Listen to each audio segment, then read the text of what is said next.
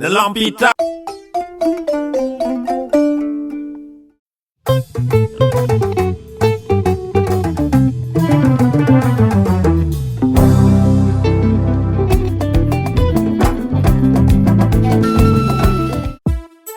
De Lampita. suñu jógee ci marche flotte totale bi nga xamante ni waa Y'en a marre amaloon nañ ko dañuy dem fële ca SAR suñu nee SAR nag muy société africaine de raffinage muy benn sabordage boo xamante ni gis nañ ko fa muy scandale boo xamante ni bu mag a mag la muy benn injustice boo xamante ni jamono ji ñu ngi koy gis foofu ca SAR diggante SAR Petrosen ak kii di Khadim Ba bu Lok Afrique gis nañu sax kii di Omar Faye bu Yewwi Askan Wi yëkkati ci ay kaddu interpellé kii di le président de la République Macky Sall ndaxte foog mu jóg ci histoire boobu nga xamante ni am na foofu muy sabordage en vue de la SAR. le mouvement Leeral Askan Wi de Omar Faye interpelle le président de la République ndaxte su ngeen xoolee fan yu ñu génn am na bataille boo xamante ni pour contrôle Lok Afrique risque na di causer ay perturbations yu bëri ci approvisionnement en hydrocarbures du pays tey su ñu nee hydrocarbures maanaam moo jëm ci wàllu gasoil moo jëm ci wàllu essence moo jëm ci wàllu gaz di ngeen fàttalikoo nag kii di SAR di société africaine de raffinage amoon na ay jamono dafa nekkoon ci ay jafe-jafe ba mu nekkee ci jafe-jafe benn doomu Sénégal bi ñuy naan Khadim Ba yor Lok Afrique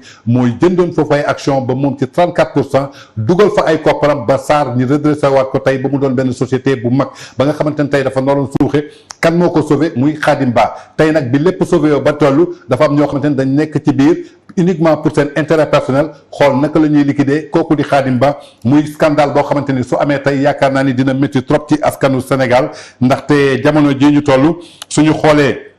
lépp loo xamante ni constaté nañu ko opinion publique bi aussi constaté ko jëm foofu ca wàllu SAR muy opinion internationale bi ñëpp ñoo xamante ni ay adversaire u Khadim Ba lañu ñoom dañuy décider jeter seen dévolu ci kaw société africaine de raffinage bi nga xamante ni mi ngi koy contrôler à hauteur de 34% des actions dans le but de saborder le mouvement Leeral Askan Wi bu Omar Faye moom mi ngi qualifié wu loolu benn finance projet boo xamante ni scandale bu mag a mag la dara jur tey jii ci Sénégal lépp lu ñu ci trouvé c'est inacceptable un tel procédé qui risque de causer quand même des perturbations énormes dans la fourniture de l'électricité le mouvement Leeral Askan Wi mi ngi interpellé kii di président de la République di ko invité mu jël ay responsabilités lépp loo xamante ni jëm na ci wàllu sabordage boobu nga xamante ni SAR ñu ngi ko bëgg a def ci actionnaire bii nga xamante ni mooy Khadim Ba doomu Sénégal bëgg ko saborder ndaxte dina indi ay problèmes yoo xamante ni dina jëm ci wàllu électricité te électricité dafa am solo trop ci réew su ngeen fàttalikoo fii en 2012 mën nañu ne Ablaye Wade li ko gën a daaneel jëmoon na ci problème électricité yi ndaxte en 2011 bii fii électricité bi ñàkkee kuy xamat si la gisoon ay révolte yu bëri manifestation yu am ci la ñu tojoon Senelec boobu nga xamante ni moo nekkoon foofu ca Castor donc jamono ji nag scandale bi nga xamante ni tey ñi ngi ko bëgg a teg ci kaw Amadou Ba su ko président de la République cette année yaakaar naa ni dina ko jural aussi njàqare ndaxte askan bi ñoom ñoo ciy loolu askan bi ñoom ñoo ciy ñàkk économie Sénégal aussi da ciy besewu muy loo xamante ni daal scandale bu mag a mag la boo xamante ni ñu ngi koy gis tey jii su ñu leen rappelé opinion publique bi ak nationale internationale ñi ngi xamal ni que kii di Khadim Ba via sa société Lok Afrique moom moo engagé woon jënd lépp loo xamante ni bokkoon na ci action yoo xamante ni kii di Ben Laden moom moo ko moomoon au niveau de la SAR. La boîte était presque en faillite du fait des pilleurs et affairistes véreux qui lui faisaient perdre des dizaines de milliards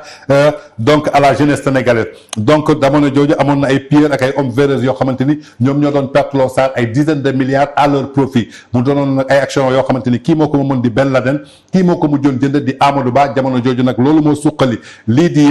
SAR di société africaine de raffinage ba tax ni que jamono ji essence bi ñu koy am gaz bi ñu koy am courant dootul coupé lu bare ba tey jii suñu sukkandikoo ci opinion bi donc ñi ngi mettre en garde képp koo xamante ni fossoyeur nga de la République muy ay charognards yoo xamante ni ay pilleurs lañu nekkee ñu fi dara lu dul détourner deniers publics bi loo xamante ni askan bi yëpp ñoo ko bokk contre toute forme d'agissement allant dans le sens de déstabiliser la SAR qui constitue un des fleurons de notre économie tey daal nañu jàpp ni que fi ñu toll nii SAR a été redressé et redevenu une société viable qui fait la fierté des Sénégalais. Des fossoyeurs en interne tentent de s'aborder pour le plaisir des adversaires de Khadim Ba qui de faire ces preuves d'engagement patriotique qui constituent un exemple, un modèle de réussite pour la jeunesse sénégalaise tey suñu sukkandikoo ci Khadim Ba boobu tey muy un jeune Sénégal un jeune sénégalais un jeune patriote koo xamante ni ba mu gisee ni que entreprise boobu mi ngi suuxe mu yëkkati lu toll ci ay milliards def ko ci biir jënd ci lu toll ci 34% jamono jooju nag ay hommes d'affaires ay véreux yoo xamante ni seen intérêt personnel ñoo leen ñor jamono jooju ñu ngi doon perte loo Sénégal lu toll ci ay dizaines de millions jamono ji nag ci fa ñu jëm noonu nag suñ ko seetaanee président de la République su ko seetaanee askanu Sénégal ñoom ñoo ciy souffrir askanu Sénégal ñoom ñoo ciy yëg métit bi économie Sénégal moo ciy suuxe ndaxte tey sabordage boobu ñu bëgg a def yaakaar naa ni injustice totale la mi ngi mel ne tey ñu yor benn société man ak yow ñu bokk ko société boobu nag bañ ko bokkee nga jékki-jékki nga ne da nga bëgg a yëkkati capital bi da nga ko bëgg a yóbbu ci 10 millions ñu yokk ci 10 millions alors que man xam naa ni yow yoroo 10 millions boobu ma ne la yow tey maa ngi ak benn garantie boo xamante ni tey su ma ko tegee ñu am ci 20 millions kon lu tax nga may laaj 10 millions donc c'est juste benn scandale boo xamante ni bëgg nañ ko indi foofu ca Sarr ñu indi leen benn éclaircissement boo xamante ni tey foofu Khadim Ba ñu ngi ko bëgg a teg benn genre scandale boo xamante ni tey su président de la République cette année sénégalais yi seetaan ko yaakaar naa ni ëllëg suba doomu sénégalais yi ñoo ciy jooy ndaxte moom xëy na tey yàlla may na ko li mu koy may mais nekk patriote bëgg a réewam moo tax toujours muy jël alalam di ko delluwaat ci askanam ndaxte fan yee ñu génn gis nañ ko fi mu jëlee ay médecins ak ay docteurs aux États-Unis indi leen fii ci Sénégal uniquement di def ay soins gratuits gis nañ ko fi muy jënd ay matériel médical yoo xamante ni tey yu ci bëri ñu ngi koy supporter tey lu jëm ci wàllu armée bi gis nañu xaalis bu bëri boo xamante ni yëkkati na ko tey jóglal ko armée sénégalaise tey su ko neexoon mu ne da koy tabaxee ay immeuble su ko neexoon mu ne ko tey daf koy jëndee ay billets d'avion dem Dubaï dem Angleterre dem États-Unis dem Miami dem Los Angeles dem noosi ji mais jàppaleen ni que loolu yëpp daf ko defaat ci askanam muy un grand patriote tey ñu bëgg a seetaan ay hommes d'affaires des véreux ay fossoyeurs ñëw bëgg a teg scandale boobu tey ci kaw Sénégal le président de la République ñu ngi koy lancer benn appel xamal ni ko tey parfois am na ñoo xamante ni dañuy nekk ci sa biir gouvernement mais dañuy bëgg a xajamal sa cere maanaam naka la ñuy xajamalee sa cere sa nguur suñu gisee ni que yaa ngi def bu baax a baax dañuy xool naka la ñuy defee yenn faay yi ba nga xamante ni askan bi ñoom ñëpp si yow la ñuy retourné waat gis ngeen lépp lu xew Sénégal kan la ñuy joxoñ baaraamu tuuma muy le président de la République Macky Sall muy benn nouvelle boo xamante ni tey jamono ji sax li doxoon ci diggante Khadim Ba ak papam boobu jàppale ni que jàmma del suwaat nañ ci déggoon nañu doom ak papa la musuñu xeex musuñu xiiroo xëy na dañoo réeroo woon mais yàlla bu dara teewut delloowaat na leen tey seen famille delluwaat na nu mu meloon tey ñoom ñoo raw mburu ak soow muy scandale boo xamante ni am na foofu ca Sarr ba toujours suñu xoolee aussi ci scandale boobu ba tey ba nga xamante ni am na foofu ca Sarr mooy ni ma koy waxee rek muy sabordage boo xamante ni tey bëgg nañ ko fa def kii di Khadim Ba lañ ko bëgg a teg daal dara nekku ci yoon dara da ku ko yëg Sarr du kenn waa Petrosen ak waa Sarr muy Petrosen Holding ak Sarr ñoo bëgg a solder seen compte ak Khadim Ba naka lañ bëgg a solder seen compte su ngeen xoolee audience bi opposé woon Petrosen ak Holding ak Sarr kii di homme d'affaires bii di Khadim Ba ñu ngi ko ubbi woon àllarba fukki fan ak juróom ci weeru décembre ci devant la barre du tribunal du commerce bi nekk foofu ca cité góor gi suñu sukkandikoo suñu information yoo xamante ni am nañ ko l'état du Sénégal par le biais de ces deux sociétés ñoom ñoo traduire kii di homme d'affaires boobu di Khadim Ba devant la juridiction des faits d'abus de minorité et c'est le président Malick Lamotte ci boppam moom moo yoroon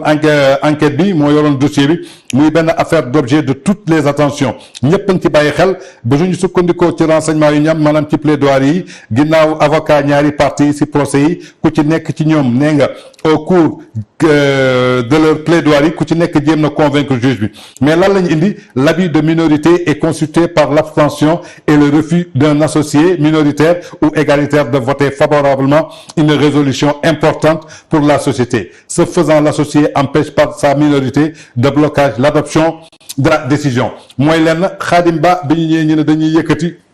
capital bi dañ koy yëkkati Khadim Ba xamal leen ni que 1960 ba tey capitalu Sarr mi ngi toll woon ci 105 millions. jamono ji su ngeen tolloo ba fii man ma yëkkati ngeen bëgg a yëkkatiwaat yeneen 61 milliards teg ko ci 105 milliards ngeen bëgg a yëkkati 61 milliards pour ñu yokk ko ci alors que yéen tey am ngeen garantie yoo xamante ni mën nañ leen jox plus de 100 milliards donc lan ngeen di doyee xaalis boobu lu dul benn scandale ak benn njuuj njaaj boo xamante ni ñu ngi ko bëgg a favoriser yeneen doomu aadama en tout cas muy benn scandale bu mag boo xamante ni tey muy injustice boo xamante ni tey ñu ngi ko bëgg a teg ci Khadim Ba Lok Afrique muy doomu sénégalais boo xamante ni tey Sénégal moo ko ñor mi ngi yëkkati alalam pour def ko ci réewu Sénégal pour lépp loo xamante ni jëm na ci wàllu hydrocarbure lépp loo xamante ni jëm na ci wàllu pétrole jëm ci wàllu gaz tey nga xamante ni Sénégal du ci am benn problème lépp loo xamante ni jëm na ci wàllu électricité muy courant Sénégal du ci am benn njàqare ñu bëgg ko yëkkati teg ko ci yeneen ay loxo muy benn fraude boo xamante ni scandale bu mag a mag la nar a jot si réew mi moo tax ñu ngi lancé appel à son excellence le président de la république ak nu mu mënta demee ni ci jël ay mesures yu bëri ndaxte problème bi su éclaté doomu sénégalais yi ñoo ciy am problème te sénégalais yi suñu amee njàqare ñoom ñooy wàccaat ci mbedd bi te su boobaa dina gàkkaatal mandat bii nga xamante ni mi ngi ko doon def lu mu ci liggéeyoon dina réer ndaxte Sénégal suñu toogee ba amatuñu courant maanaam courant bi di tàkk di fay ku nekk na xam ne économie Sénégal courant moo koy doxal ndaxte tey jamono ji lu bëri ci réew mi courant moo koy doxal en tout cas muy benn sabordage boo xamante ni gis nañ ko foofu ca SAR Petrosen ñu bëgg ko teg ci kaw kii di Khadim Ba parce que nee nañu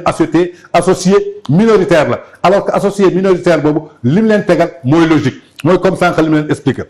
exemple tey ma am benn site internet VIP People man Tange Tandian maa ko moom tey man maa ko bokk ak Sagna man ak Sagna ñoo ko bokk léegi ñu dem ba ci biir ma ne man dama bëgg a yëkkati capitalu VIP People yokk ci 10 millions ba may wax loolu xam naa ni Sagna amul 10 millions yu ma jox donc lan laa bëgg maa ngi bëgg a écarter Sagna mu ne ma yow yaa ngi bëgg a yëkkati capital bi yokk ci 10 millions alors que tey nom de domaine VIP People banque boo ko garantir mu jox la 20 millions kon looy soxlaa 10 millions yoo ciy yokk donc je crois que histoire bi noonu la demee je crois que le président de la République sénégalais yaa ngi lay seetaan sénégalais yi ñu ngi lay déglu bëgg nañu nga jël ay mesures yu propres ci wàllu Khadim Ba ak SAR ak Petrosen. The Lampita.